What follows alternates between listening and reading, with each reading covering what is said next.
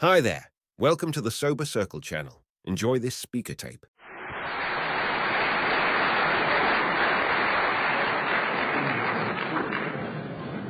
Hello, my name is Ray Galvin, and I'm an alcoholic. And I'm a very opinionated man. Everything I say here is my opinion. And my opinions are very important to me because they keep me sober. They may not do a lot for you, but they do a lot for me. And none of my opinions are chiseled in stone. So if I should say something here that is contrary to the way you work your program or the way your sponsor wants you to work the program, then you just write me off as a zero and you go to another meeting, a midnight meeting if possible, or one early in the morning. And for those of you that are new, I want to assure you that because I'm going to take up the rest of the meeting talking about myself and talking about AA, that doesn't necessarily mean that I'm an authority on AA or I'm an authority on alcoholism. If you've read some of the pamphlets and you talk to the other alcoholics at some length, then you know as much about AA as I know. The only thing I may know more about if I preceded you here, that I probably know more about Ray Galvin than you know about you, because I've had 32 years on the program of Alcoholics Anonymous to find out who I am, and what I'm doing about it. And it suggested that we tell each other what we like, what happened, or what we like today. And I want to stick strictly to that format. But I'm not going to take you on any kind of a drunkalog, I promise you that. But I think it's necessary that I highlight my behavior as a practicing alcoholic in the event that there's a Ray Galvin out there that hasn't yet been able to identify with anyone else. And I'm going to start at the beginning. Now, I don't believe that I was born angry. I really don't believe so, but I believe I was born alcoholic. And my earliest recollections was of anger and anxiety and knot in my stomach, and my mother tried all the fattening medicines trying to fatten me up, and nothing seemed to work. Until one day an old Irish lady came to my mother and she said, "Nellie," she said, "there's only one thing in the world that's going to put a fresh on that boy's body, and it's a glass of sherry wine every morning with a raw egg in it." And my mother went out and bought a bottle of sherry wine, and the next morning they came at me with this 8-ounce tumbler full of sherry wine with this raw egg dropped into it, and she said it was a terrible-looking mess, really a horrible-looking mess. And they had to chase me around and hold me down just once.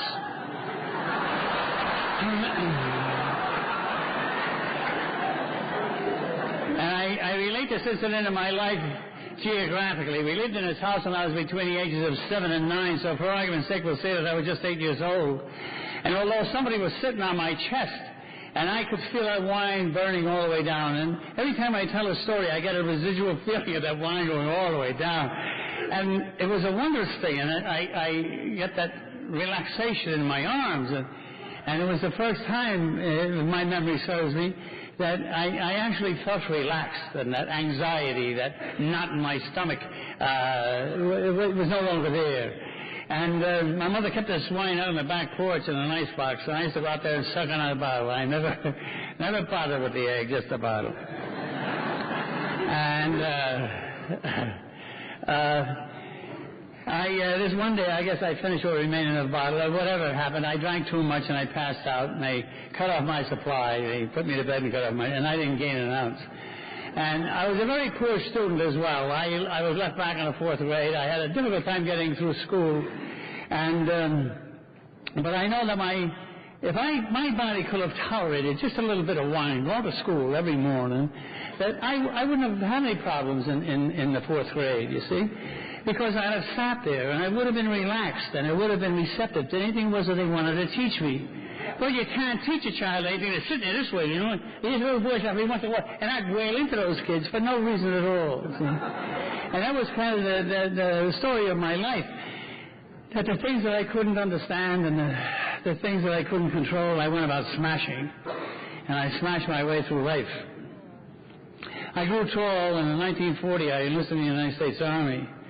And I enlisted September 9th of 1940, and I was discharged November 12th of 1945, and most of these were war years.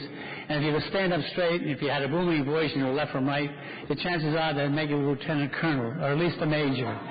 I enlisted as a private, and 62 months later I was discharged at PFC. Now that takes care of those 5 years. I don't have to go into all the lurid details about that. Just to tell you that I was made and broken 13 times before I wound up in Europe. And I was an infantry soldier, and I drank a lot in Europe. I really did. I drank all of the Calvados I got to get my hands on, a cognac and buzz bomb fluid, anything I could get my hand on. But I never misbehaved. I obeyed all of the orders. I never misbehaved, and I'm telling myself, today you are a man, you know. Boy, you're right up there. You're drinking. You're not getting in any trouble, and you're handling this booze real good. Well, I got home, and but when I got home, you know, I was lonely. And those of us that are addicted, we know a loneliness that I've never met anyone eloquent enough to describe, you know. And that loneliness, and I was a fish out of water. And the things that I enjoyed doing, I could no longer do these things. And I drank every day. I wasn't drunk every day, but I had something to drink every day. And I wasn't drunk on an excursion. I punched my father out. On another drunk, I punched the wooden panels out of the doors of my mother's house. And on another drunk, I punched holes in the plaster going up to my room on the third floor. They'd arranged a very lovely room for me in the third floor of my mother's house. And just punching holes in plaster, you know. And long before I ever got to AA, I knew that when I took that first drink, I couldn't guarantee my behavior to anybody. And I knew that I was insane, totally, completely insane after I took that first drink. And I know the feeling of watching neighbors cross the street in the middle of the block when they saw me coming, because in that neighborhood they regarded me as an animal, and they just didn't want to take the time of day to bid me the time of day. They'd sooner cross the street in traffic. And one day a little guy stood right in front of me. He called me a lush. He wasn't even related to me. He called me a lush. You know. But the contempt that I saw on this man's face would have stopped a freight train, really. He said to me, "You're a lush, you're a lush." And I stood there and I just looked at him. And he turned on his heel and he walked away. And I thought to myself, well, it's true that I've been drinking too much. But it's my mother, my father, and my creepy brother, and all these bums that I'm doing business with around here. No wonder I'm getting drunk so often, you know. I've got to get out of here. I'm going to go to California. That's what I'm going to do, and it's going to be different out there. And I told someone, I suppose, I was coming out here to California, and whoever it was I told must have had a tremendous hatred against the city of Long Beach because they touted me on going there. And it was a destination, you know. I didn't know anything about Long Beach, but when they said Pacific, I figured it was on the beach, and it was as far west as I could come. And I arrived in Long Beach, and I was here but a very, very short time when I bought a little beer bar. And it's still there. It's at 1515 South Street. And it was a nice little family-type operation when I bought it, and I immediately converted it into a sewer. And I really loved that little sewer. I really did. And but they told me also when I took possession of the bar that this was 3.2 beer, and I couldn't have any hard liquor on the premises at all. And the 3.2 beer just, I wasn't going to drink any of it anyway. And I said, to myself, I'm going to lay a little private stock. So I got a little Clark's bottle, and I cleaned it out, and I filled it full of VO, and I kept it under my sink. And I had some customers there that I trusted. I didn't particularly like them, but I trusted them. And I was selling them this good Canadian VO and Canadian booze and serving it to them in a coffee cup. Now, it may be shocking to you because it was shocking to me when these people objected to drinking this good Canadian booze out of a coffee cup, and I'd have drank Sterno out of a rubber boot, and these people are complaining, you know. So this guy said to me this day, he said, you know, Galvin, he said, I do enjoy coming in here. He said, but I just can't cut this coffee cup anymore. He said, there's no law against having fruit juices in a beer bar. He said, so lay in some fruit juice and some vodka, and we could drink what looked like an orangeade out of a glass. He said, how about that? I said, well, I think that's a grand idea. And I didn't know where to keep my vodka because you can't have a bottle of light and dark Clark's under your sink. But anyway, my little Irish brain went to work, and I went downtown and I bought an aquarium, a 5-gallon aquarium.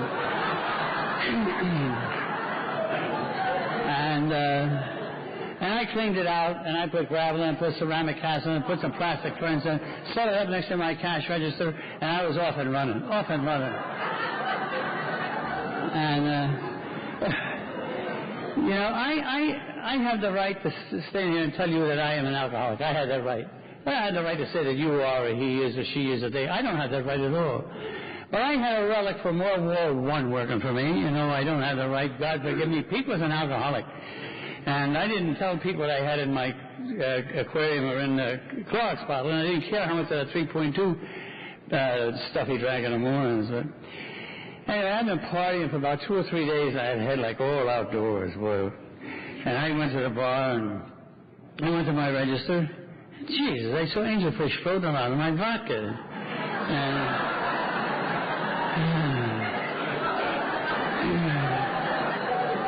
And I thought, Christ, I've got the DTs, you know. But it was a great disappointment to me, because when I wanted to get the DTs, I wanted things coming out of the wall, out of the floor, not stinking little fish in a bowl, you know. But anyway, I put my hand in, I came up, and I had a dead fish right there. And I said, Pete, where do these fish come from? He said, well, Ann saw the tank race. He said, she brought the fish down. He said, but I should have changed the water. He said, because I know someone put them in. He said, they went to the bottom and came up dead. So I said, Pete, look at me, Pete. I said, I'm going in 9 different directions. 9 different directions, Pete. I said, I'm a nervous wreck. My nerves are shattered. Don't put any fish in there. I can't stand all that activity in there with the fish doing all that. Please, don't put any fish in there. Whatever you do, for God's sakes, keep the fish out of there. And if you ever change the water, I'm going to kill you.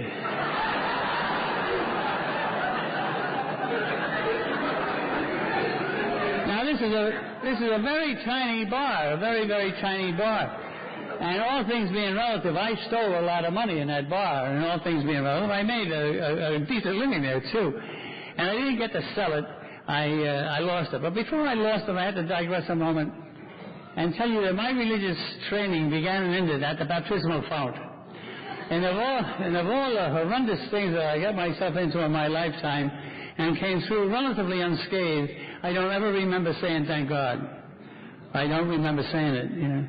The only prayer I knew was, Jesus, you know, Jesus. Maybe some of you have prayed that way, I don't know. But it was enough for me. I guess it was my higher power accepted that, you know, Jesus, you know. But if you keep that in mind, then I'll tell you how I lost the bar. A man by the name of Fraser came in, and I always mention his name, hoping I'm breaking his anonymity, because if I am, he means he's not a program of Alcoholics Anonymous. But Mr. Fraser came in, and he was looking for trouble. He wanted trouble with me in particular. And I walked out from behind the bar, but honest to God, I didn't go out there to fight him. I just went out to get him out. And as I approached Mr. Fraser, he threw a punch at me. Now, I saw this punch coming, and I could have slipped the punch. I'd done a number of things. But a little voice speaking to me in the privacy of my mind said, catch this one, catch this one. And I stuck my chin out. He landed the first blow. The fight was on. And Mr. Fraser was seriously hurt, and I was arrested and charged with assault with a deadly weapon and thrown into the old Long Beach jail. And I've been in jails before, and a jail is a jail is a jail, and one is as good or as bad as the next. But this particular time, I was very frightened. I had a very uncertain future. And I think the seed of decency that we are all born with germinated in me that day, you know. But anyway, not to get maudlin about it, but at my trial, Mr. Fraser admitted punching me first, and the jury acquitted me. But because of the notoriety and because of the expense of the trial, and the state wasn't going to renew my license anyway, I just had to turn a key in that little gold mine and walk away from it. Pardon me. And I had a difficult time finding employment. But I finally got a job as an automobile salesman at 929 American Avenue. And we're getting pretty close to the recovery here. Don't lose faith. And I was standing outside the showroom, and 2 guys were moving furniture upstairs. I said, who's moving in up there? He said, I don't know. He said, a bunch of drunks. He said, I got mad at that AA thing. He said, and they're starting their own drunken society. And I guess I put it here. No smart remarks, nothing. And he said, oh, yeah. He said, what do they call it now? He said, yeah. He said, they call it the 12-step house. And I said, oh, that was it. Well, sometime after that, there was a strand of bars in Dominguez, and I was doing my thing. And drunk or sober, I was an unpleasant human being to be around. And I'd sit in these bars, and I'd grind my teeth, just grind them. And I had people crawling walls, you know. And I just wanted somebody to come up and tell me to stop grinding your teeth. And that's the kind of guy I was. But anyway, this particular night, I really don't know what happened. Whether I got to look at myself in the mirror or not, I don't know. But suddenly I was fed up to here with Ray Galvin. And I got off that stool, and I knew where I was going, but I didn't know to whom. And it didn't matter to me. Somehow, instinctively, intuitively, I knew that this was the beginning of something and also the end of something. Now, I don't know how I knew it, and I'm not a quick brain by any stretch of the imagination, but I knew it. I got out to my car, and I backed out of the parking space. I put my foot on the brake, and it went right to the floor. All the fluid had drained out of the master cylinder. And the only braking equipment I had was under the dashboard on the left. And I had quite a distance to drive, and I was in that condition. It was a Saturday night, and my higher power was looking out for you and looking out for me. Because I arrived at 929 American Avenue without so much as a close call, not even an incident. And there was a long flight of stairs, and there was a door ajar. And I just walked in, and these guys sitting around the round table, and they were laughing and giggling. And I thought, I thought I intruded into somebody's apartment. I turned to leave. And this guy said, can I help you? And I said, well, he said, do you have a drinking problem? I said, I do. He said, sit down. And I sat down, and they talked to me, and I talked to them, and I told them about arriving there without a break. And this man said to me, he said, you know, every Sunday morning here, he said, the 12-step house, he said, we have a meeting. Would you like to go? And I said, indeed, I would. I said, I think that would be just grand. And he said, all right, I'll tell you what you're going to do. You leave your car downstairs tonight. He said, Bill Jennings will drive you home. He'll take you to the meeting, and after the meeting tomorrow morning, you can have your car fixed. How about that? And I agreed to that, and I arrived at my first AA meeting, a very, very small meeting. And when I walked in, I noticed this guy right over, a very handsome man, very intelligent looking, and he kind of oozed culture. And I looked, I thought, maybe this guy's a mayor here or something. You know, he has to own the building or something, you know. So, but as it turned out, he was a leader. And he got up there, he rapped water, everybody quieted down. And this very intelligent guy said, hello, everybody. He said, my name is Dale. He said, and I'm an alcoholic. And I said, oh, Jesus, how can anybody that looks that sharp stand up in front of all of these people and say a terrible thing like that? And I said, tune that bum out, because all the Moose, the Elks, the Knights of Columbus, all the veterans groups, they have dinglings, I said. So I tuned him out, didn't hear a thing he said. Well, a while later, a lovely lady walked up front. She picked up a book, and she said, hello, everybody. She said, my name is Jane. She said, I'm an alcoholic. And I said, oh, Jesus, this is his sister, and this is a congenital defect, and the group is being nice to them. And I said, tune her out, because they have dingling ladies, and all the ladies' auxiliaries, they have dinglings too, you know. I didn't hear a thing she read. But this is a participation meeting, and everybody that participated thereafter identified themselves and qualified themselves as alcoholic. And all was appalling to me to hear the first two people publicly admit that they were alcoholic. Boy, that was a big word, you know. But I hung my head out the window that morning and said, hey, my name is Ray Galvin, and I'm an alcoholic, and I'm about as anonymous as the harbor pier. Now, I'll protect my anonymity and your anonymity where the traditions say I must. But when I'm with you, my name is Ray Galvin, and I'm an alcoholic. An alcoholic. And everybody that participated at that meeting that day said, you want to stay sober, you got to go to meetings. You want peace of mind and contentment, you got to go to meetings. You understand that? Meetings. That afternoon, I went to a meeting at the Alano Club. And that was a participation meeting. And everybody participated at that meeting and said, you want to go, you want to stay sober, you got to go to meetings. You want peace of mind and contentment, you got to go to meetings. You understand that? Meetings. That night I went to a meeting in Westminster. And a man by the name of Lee Montoya was a speaker. And Lee looked down, and I know he was looking at me. He said, you want to stay sober, Slim? He said, you got to go to meetings. You want peace of mind and contentment, Slim? You got to go to meetings. And I love the meetings, because one of my opening remarks is that I never felt comfortable with myself. There was an anger. I was born with an anger, and I didn't fit into my own skin. I wasn't comfortable any place, anywhere, with anybody until I got to AA. And I rushed to these meetings because not so much of what I was going to hear, but what I was going to feel. What I was going to feel. I was beginning to fit better in my skin, you know, and I was leaving there with a better opinion of Ray Galvin. I liked Ray Galvin a modicum more than when I walked in, you see. So I rushed to these meetings. But I resented this fact. You got to go to meetings. I said, why can't I read the big book? Why can't I review a meeting in my mind? You know, why you jammed this down my throat? But I kept going. And now I'll tell you, in my opinion, why it's so necessary to go to meetings. Because here in AA, you're going to have God. You're going to find God's greatest creation, and that's the love that we have here. Now, this is a different kind of love entirely. It's an undemanding love and an uncompromising love. If you stayed in AA for 1,000 years, it couldn't compromise you for 30 seconds. And the love, you know, the love is absolutely magnificent. Magnificent. It's God-given, this love. And we demand nothing of you. Demand absolutely nothing. We don't demand that you stop drinking and using. At least I don't. If you want to drink and you want to use, that's your business. That's your business, not mine. So drink and use. But you want to stop using, and you come up here and if you tell me that you want what we have and you're willing to go to any length to get it, then you've made it my business. And when you make it my business, I'm going to make your life miserable. You don't have to call me. I'll call you. I'll call you. I'll find out where you are. I'll find out where you are. You don't have to call me. You've made it my business. You've made it my business. So unless you don't want that a wild-eyed Irishman following you around town, ripping you off of bar stools, then just don't tell me that you want what we have. You know. Now, for whatever reason, you brought your bones to this meeting tonight. You know, whether it was because a judge sent you with one of those get well cards, or you're here to save a job or save a marriage, or for whatever reason, you know. You're here because you're a troubled human being. Or I'm polite with you when they're saying that you're troubled. And with me, I'm an open wound.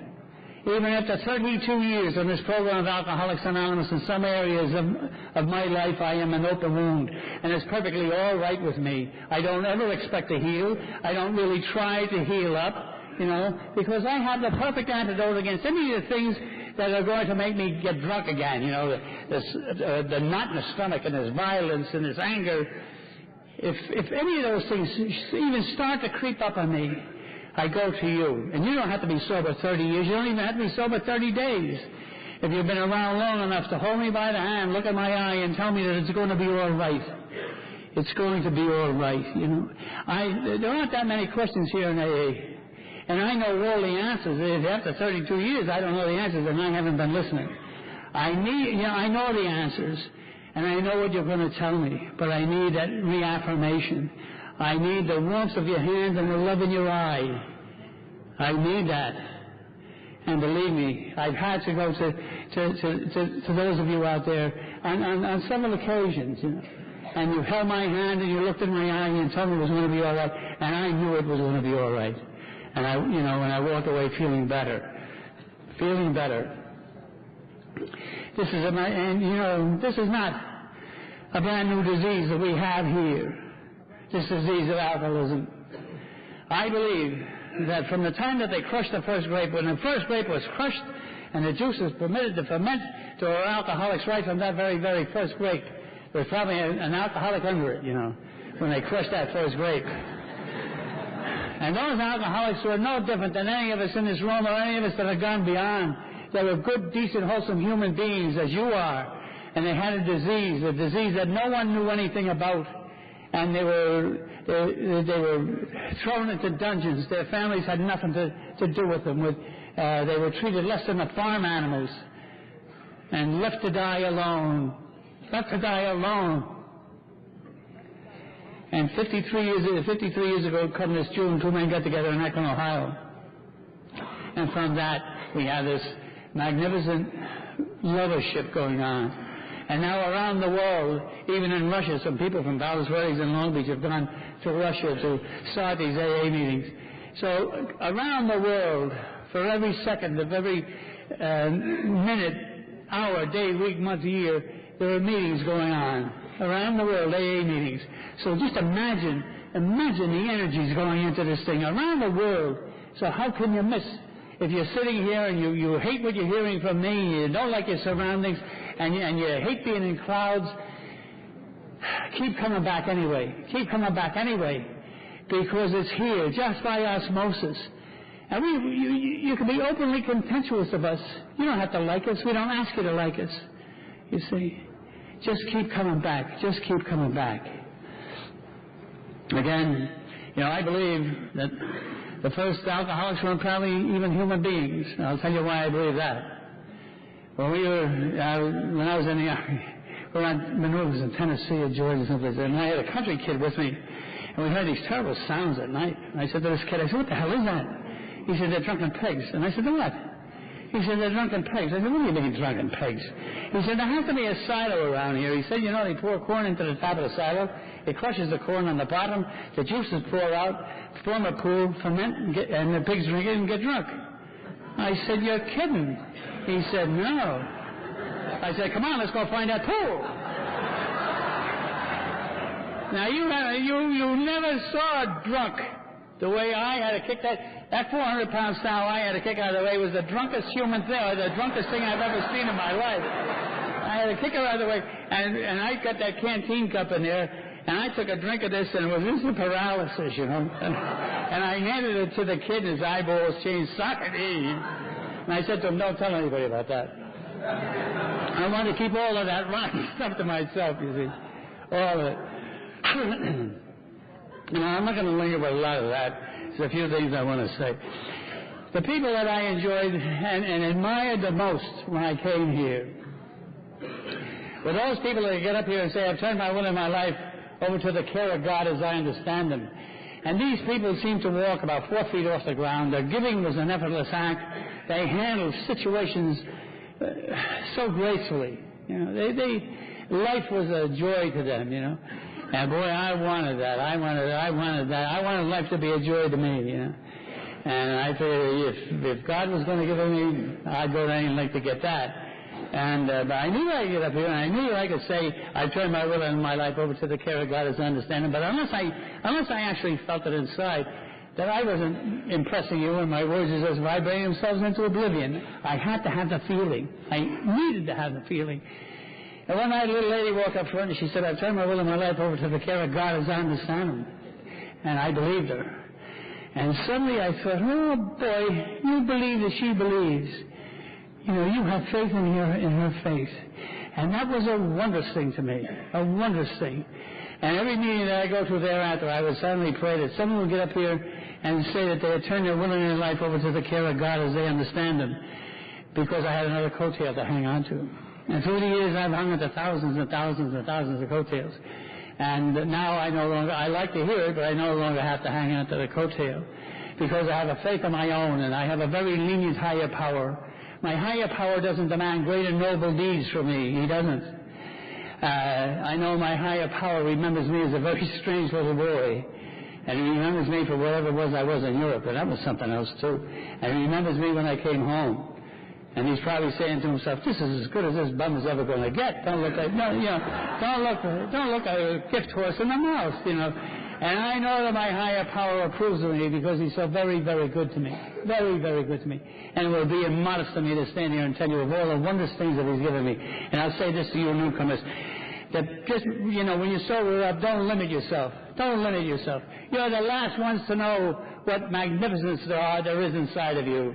This, probably the thing that created you to become an addict of anything was this unrequited fire that's going on, this talent, this energy, this skill going on inside of you, and it's unrequited. And here you're going to find a forum. And if you just let life happen to you, just sit here and let life happen to you. It's like reading a book. You take it one page at a time, you see. So just hang in there, and be your own friend, and you have to be your own friend. And if there's anybody out there that's having a problem with the spiritual aspect of this program, if you want to, I'd like to make a deal with you. If you come up to me at the end of this meeting, you tell me that you don't believe, you come right on up and you tell me that you don't believe, because I'm going to believe that you don't believe. But when you come on up and you tell me that you don't believe, and you want me to believe that you don't believe, because I'm going to believe that you don't believe, you better be prepared that I believe when I tell you. And that's fair, isn't it? You tell me that, and then you've got to believe when I tell you that I believe. And every time you hear somebody say, I believe, just believe it and forget it. But don't make a big McGill out of it. And don't look for God in high places. Look for all the godlike qualities in yourselves.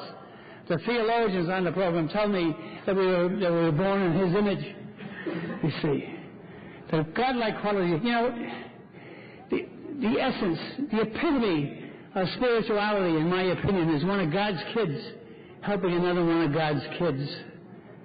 God's kids helping another one of God's... For fun and for free, God's kids are helping another one of God's kids all around the world in the AA meetings. That's the name of this love that we have here. God's kids helping another one of God's kids for fun and for free. You see? So, you're spiritual. If if you're sitting out there and this is your initial contact with AA, and you sit there and you're saying, well, I haven't helped anybody. You're as spiritual as anybody in here. You help the most important one in here. You help yourself, and you're one of God's kids. And you're one of God's kids. And you're magnificent.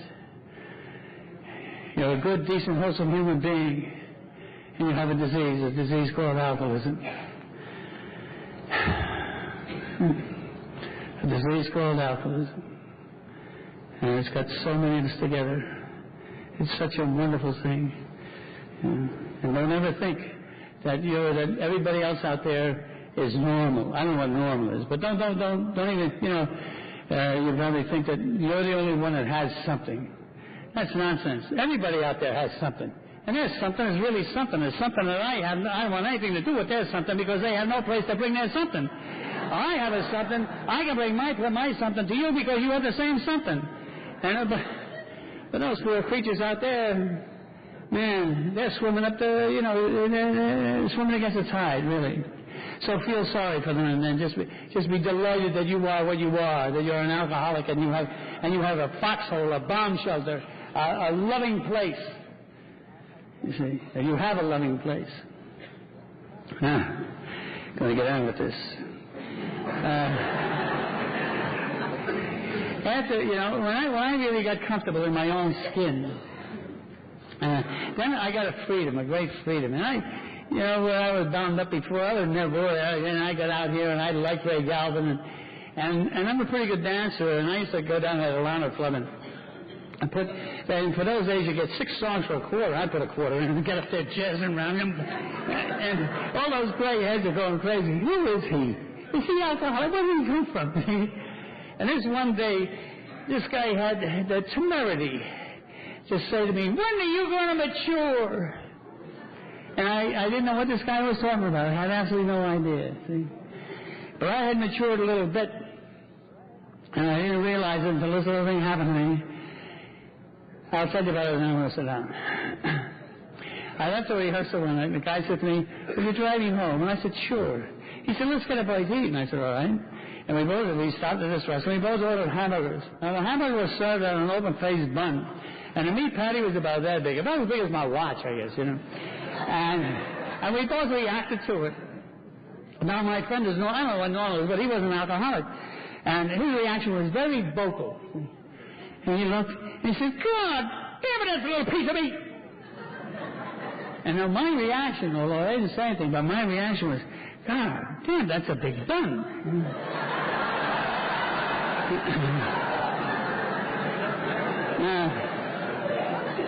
Now this guy created a scene of it. He didn't want to pay. I didn't mind paying for it, He left there hungry. I was full of bread, but I wasn't hungry,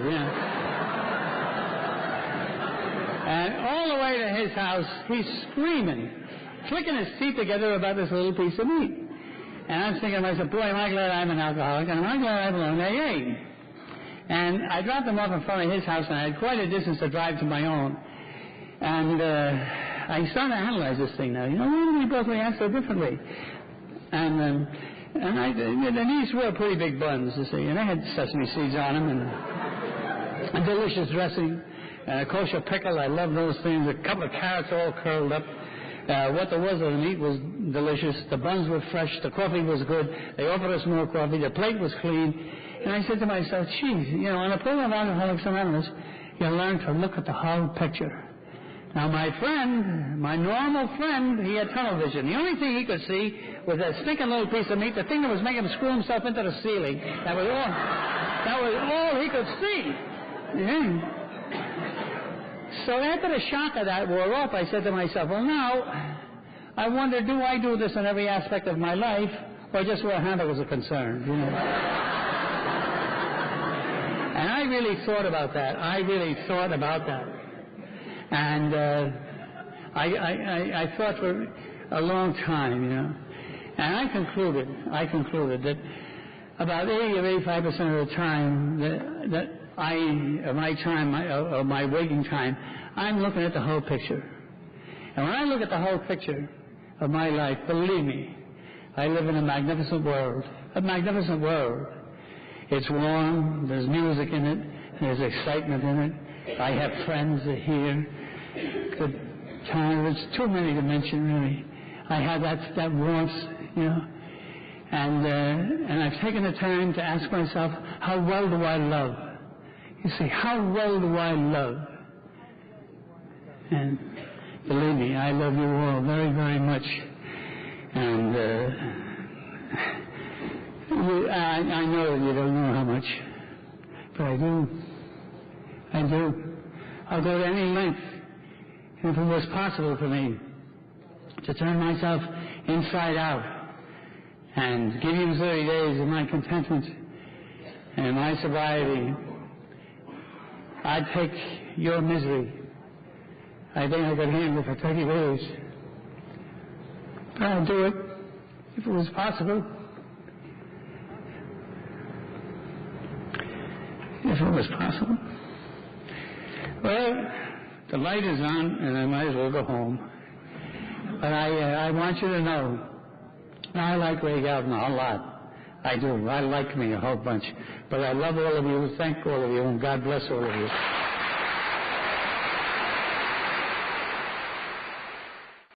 Thanks for listening.